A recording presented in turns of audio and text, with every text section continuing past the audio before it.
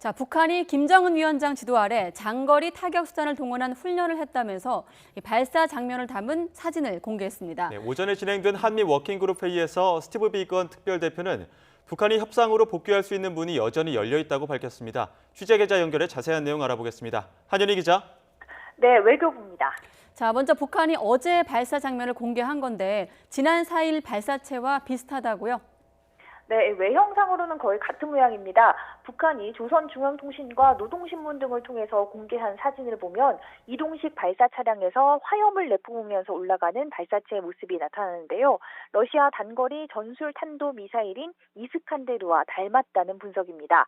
북한이 지난 4일 이 동쪽 호도반도에서 해당 발사체의 시험 발사를 한 이후 어제 서쪽인 평북 구성에서 무기로서의 신뢰성 검증과 안정성을 최종 테스트한 것이란 관측이 나오고 있는데요. 북한은 사진을 공개하면서 김정은 위원장 지도로 장거리 타격 수단을 동원한 화력 타격 훈련을 했다고 밝혔습니다. 그러면서 김정은 위원장이 당의 전략적 의도에 맞게 어떤 불의의 사태에도 대처할 수 있도록 전투 동원 태세를 갖추고 있어야 한다고 말했다고 전했는데요. 지난 4일과 마찬가지로 이번 발사에 대해서도 자위권 확보 차원의 통상적인 훈련이라고 주장할 가능성이 커 보입니다. 네, 오늘 한미 워킹그룹 회의와 북핵 수석대표 협의가 진행이 됐는데 이 부분을 집중 논의했다고요?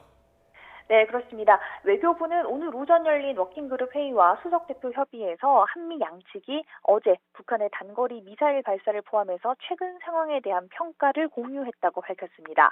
또 한반도 비핵화와 평화정착 진전을 위한 공조 방안에 대해서도 폭넓고 심도 있는 협의를 가졌다고 전했습니다. 스티븐 비건 대표는 회의에 앞서서 강경화 장관과 면담을 진행했는데요. 이 자리에서 강 장관은 최근 미사일 발사가 남북관계 개선과 군사적 긴장 완화 노력에 전혀 도움이 되지 않는 행위라며 우려를 표했습니다. 또 남북미 간 완전한 비핵화와 항구적 평화 정착을 위한 진지한 대화가 중요하다고 강조했는데요. 비건 대표 역시 이에 공감하면서 한미 간 소통과 협력을 지속하는 것이 매우 중요한 시점이다 이렇게 평가했습니다. 특히 북한이 협상으로 복귀할 수 있는 문이 여전히 열려 있다고 강조했습니다. 앞서 이번 한미 만남에서 식량난을 겪고 있는 북한에 대한 식량 지원이 주요 의제가 될 것이란 관측이 많았습니다.